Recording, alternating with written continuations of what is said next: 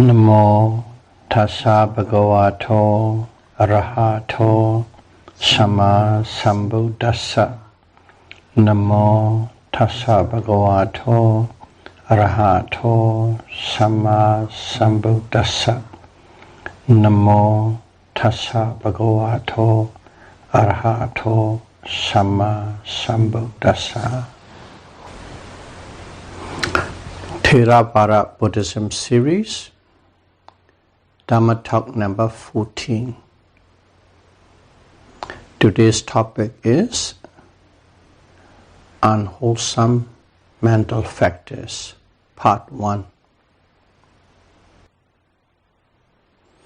As we all know, there are altogether 52 mental factors, cetasika. And these 52s are divided into 3 groups. The first group is anya samanya, common to all. There are 13 of them, and we have discussed about it. The key character is all these 13 mental factors arise together with every kind of consciousness, citta.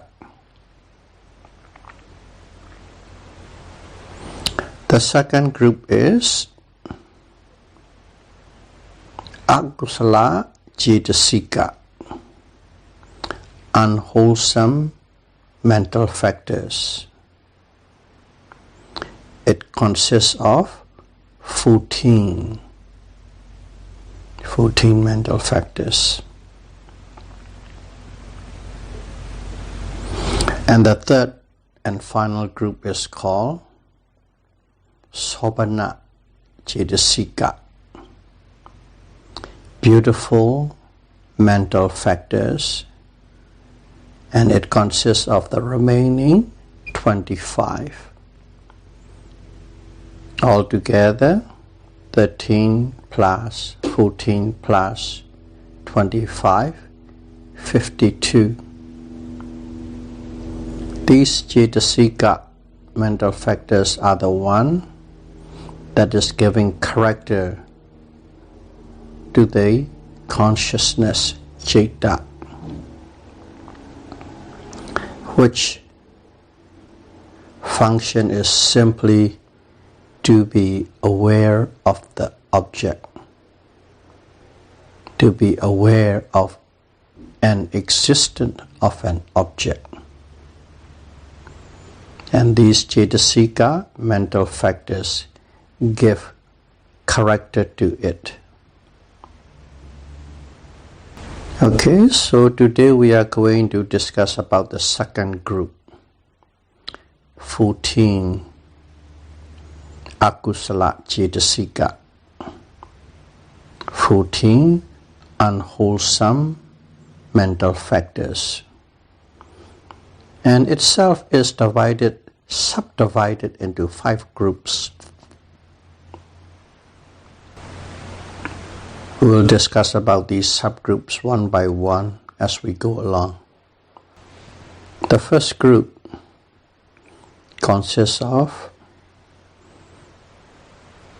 4 mental factors. The first one is called moha, translated into English as delusion, sometimes illusion, sometimes as ignorance. So any one of these English words represent moha, M-O-H-A. Moha puts on us a blindfold so that we won't be able to know or see the true nature of an object, whether physical or mental.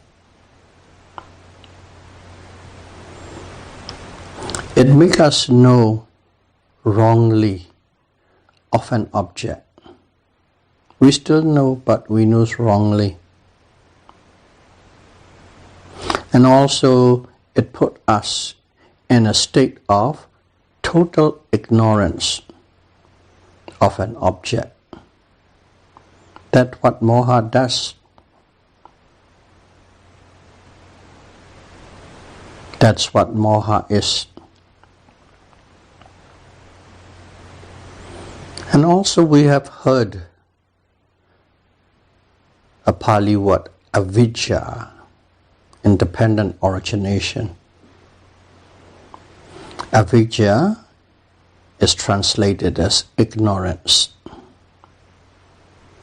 This avidya is synonym to moha. So the words delusion and ignorance, delusion for moha, ignorance for avidya, bear the same meaning. They are one and the same, synonym. One is knowing wrongly, another one is total ignorance. Buddha said, mind and body, the mind and body, what we call a being, a person, is impermanent, full of unsatisfactoriness, and have no self or soul as a core. However, most people believe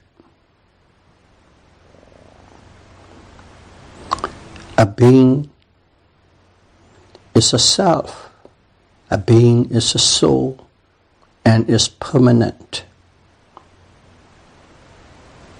Because moha put us a veil over our mind-eye and make us believe in self, make us believe in the existence of a soul, and make us believe that self or soul is permanent. That's what moha does. Now, as an example, as a person on a plane flying at 35,000 feet. Okay? That person can't see or know what is on the ground due to a thick layer of cloud between the plane and the ground. You look out, all that you see is a whole big blanket of clouds. Don't know what's beyond that, what's on the ground. Moha is just like the cloud. It blindfolds us. It shields from the truth. Everything we see or hear or sense, we don't know what the true nature is, because moha automatically and instantly shields from or cover up the true phenomenon of every object. They shield, they cover up. So the function of moha is a non-perception of truth. You cannot perceive the truth. Non-perception of truth is the function of moha. Or you can say concealment of truth. The truth is concealed. And moha manifests as an absence of truth. Absence of truth is manifestation. In the world of moha, truth is absent.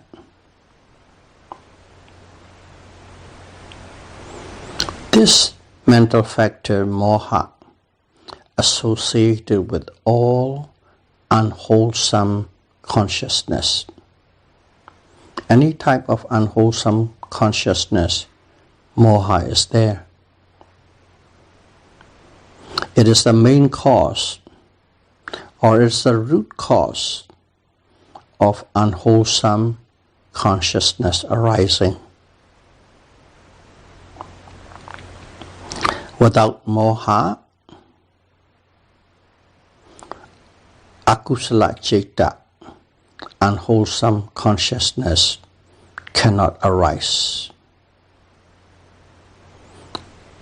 In other words, if you can eliminate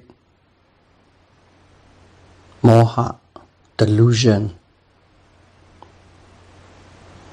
no unwholesome consciousness will arise in that person. So that is the first mental factor. The first mental factor of the unwholesome mental factors. The second one, in Pali, it sounds like this. Ahirika. Ahirika. Moral shamelessness. Ahirika is having no shame or shyness of doing evil things or wrong things, verbally or physically. Okay? It goes to speech and physical deed, not to the thought level. Ahirika is having no shame or shyness of doing evil things or wrong things, verbally or physically. As we all know, verbal wrongdoings, or you can call it false speech, are lies, slander, rude and harsh words, and frivolous talks. Four kinds under the verbal misdeed. Physical wrongdoings are killing any beings, not just only human, any beings, taking what is not willingly given, and sexual misconduct. Those are the physical wrongdoings. Having no disgust in doing wrongful verbal and physical actions is the characteristics of ahirika, moral shamelessness. But nowadays in this world, it is quite different. It has become every day more and more popular to promote wrongdoings. I'm not talking about criminals and gangs and terrorists only. even in the what we call the upper society, the governing society of the world is promoting wrongdoing, some segment of it. And these governing authorities, they lie through their teeth. And if you lie and get caught, don't admit. No need to admit. And the key point in there, lying and not admitting, is don't get caught legally. You can get caught. You can be perceived as being doing wrong. Could be 99.9% sure. But as long as you are not nailed legally, it's okay. The end justify the means. Okay, nowadays, if a person or a group is called racist, there is something to be ashamed of. You are racist. You discriminated other groups due to color of the skin, or status, or education, or whatever. That discrimination is racist. And some people, if they are called racist, see, don't be shy about it. Be proud of it that you are called racist. Because that's what we are. That's what you are. We are racist. Don't hide. Be proud of it. Stand up for it. Those kind of things become popular. That is moral shamelessness. Having no moral. Having no shame to being immoral. The moral core has broken down from those people, from those groups. And it's becoming, that group is becoming larger and larger and spreading wider.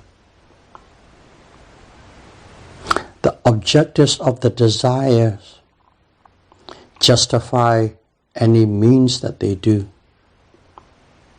All that is important is their objective, their goal, their purpose. Regardless of who gets hurt, doesn't matter. This mental factor function is to do evil things, to fulfill self-oriented desire at the expense of hurting and harming others. That's the function. And it manifests as not shrinking away from the performing evil and wrongdoings. Lack of self-respect is its proximate cause. These people have no self-respect. That is the immediate cause, proximate cause. That is the second mental factor, ahirika. Hiri is shameful of being immoral. Ahirika is you are not ashamed of that you are immoral. Moral shamelessness. The third mental factor Anottappa is translated as moral fearlessness. Moral fearlessness.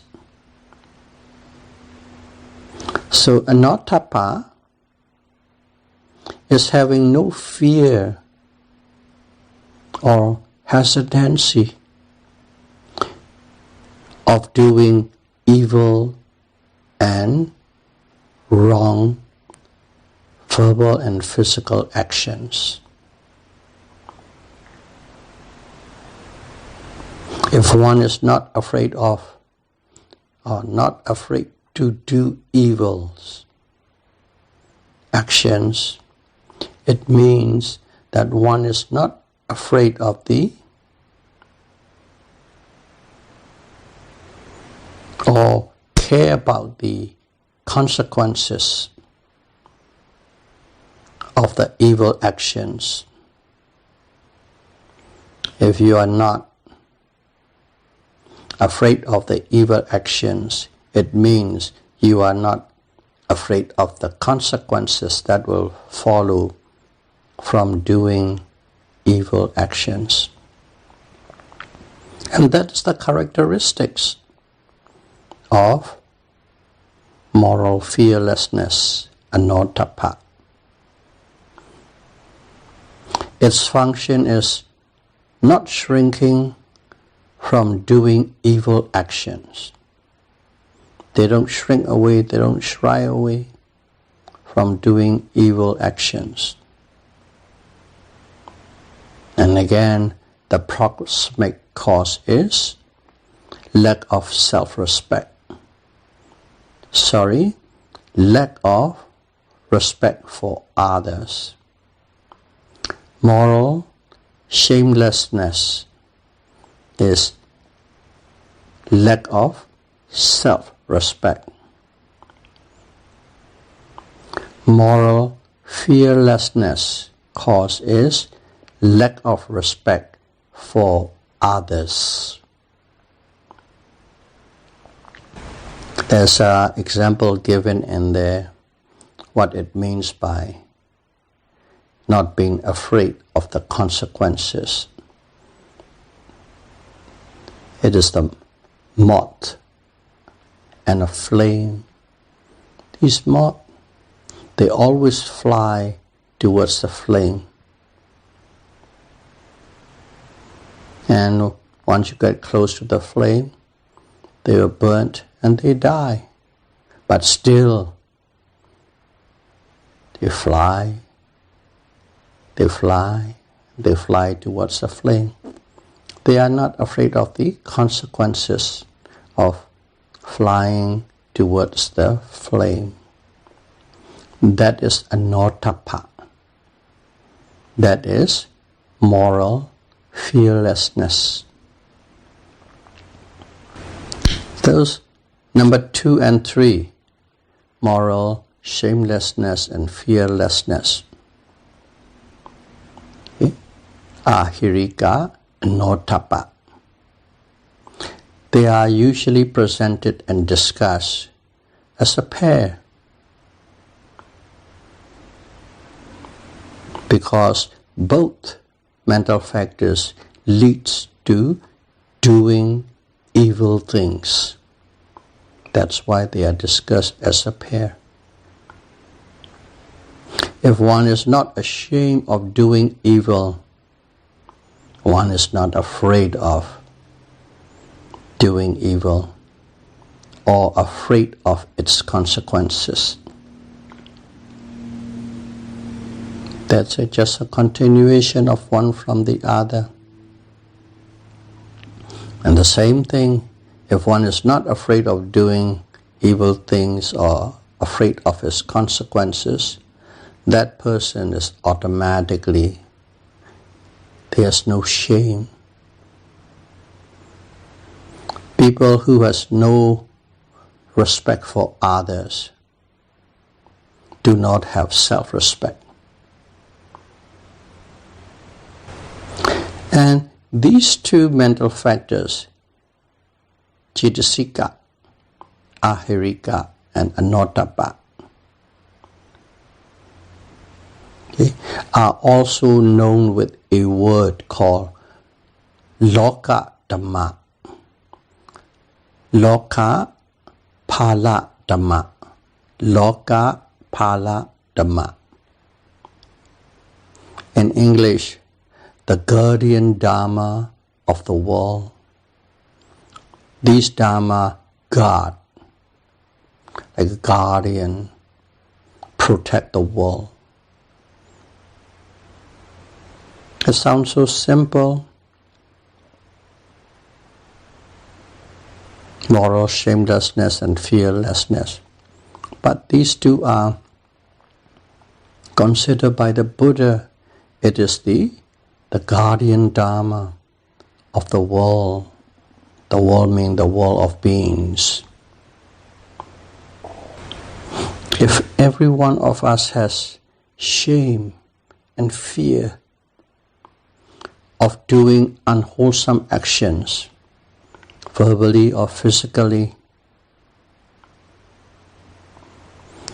this world we live in will have no wars, will have no violence, there will be no unjust, there will be no bullying.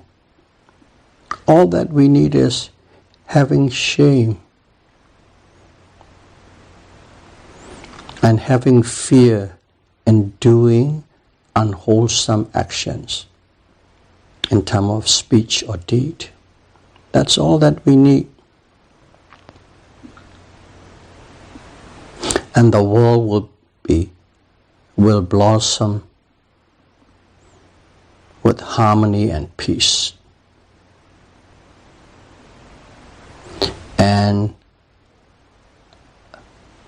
a true world peace will be attained. That is the only way to achieve world peace, not by any other means. Just having shame and fear of doing unwholesome actions, verbally or physically. That is the mental factor number 2 and 3. Mental factor number 4, uddhacca. In English is called restlessness. This uddhacca refers to the mental restlessness. The physical restlessness or the restlessness of the body is the physical expression of the mental restlessness. Physical expression of the restlessness of mind. So restlessness means it's a mental state, mental attitude. Its characteristic is disquietude, no quietness. The example giving is just like a rippling water, rippling body of water under wind, under the blowing wind. When the wind blows, the water is always rippling. That's same as restlessness. Its function is to make the mind unsteady. Uddhacca function is to make the mind unsteady. It manifests as turmoil, manifests as turmoil. An example will be as if a stone is thrown into a heap of ashes. When you throw a stone into a heap of ashes, everything flew in all directions, turmoil. That's how it manifests. In terms of meaning, language translation, uddhacca means hovering above. Hovering above. Uddhacca. The mind is hovering above an object. Okay? What is hovering? It's the mind. Over what? Over an object. It does not go completely away from the object either. Okay? Sometimes you look at a job and you turn around and you are not there anymore. But this one is no. It's hover. It doesn't completely leave either. Or neither it stay firmly on the object either. It doesn't go away. It doesn't stay firmly with the object either. So the mind is with the object, but the mind cannot see the object clearly. It cannot grab hold of the object firmly. Its proximate cause is giving unwise attention to mental disquiet. Giving attention to mental disquiet. That's a proximate cause of uddhacca, restlessness. These four, moha, delusion, ahirika, moral shamelessness, anottappa, moral, fearlessness, and uddhacca, restlessness. These four mental factors, they are put together as a subgroup under unwholesome mental factors, akusala, cetasika. They are put together as a subgroup because these arise together with every unwholesome consciousness. These arises together with every unwholesome consciousness. If there's an unwholesome consciousness, these four are there at the forefront. If you remember, just like the 7 universal mental factors, they arise with every type, every one of the consciousness, 121. Just like that, this one arises with every unwholesome consciousness. So these four negative mental states, it is important for us as a Buddhist to understand, because it deceived us from truth. It deceived us from peace and harmony. It deceived us from self-respect and respect to others. And it deceived us from seeing and knowing an object clearly. That's what these fours are doing, and it is very important for us if we want to improve ourselves to know this. May all of you be able to understand what unwholesome mental factors are, akusala cetasika, and improve yourself day by day, hour by hour, moment by moment, and may you become the contributor of world peace as soon as possible. Sadhu, sadhu, sadhu.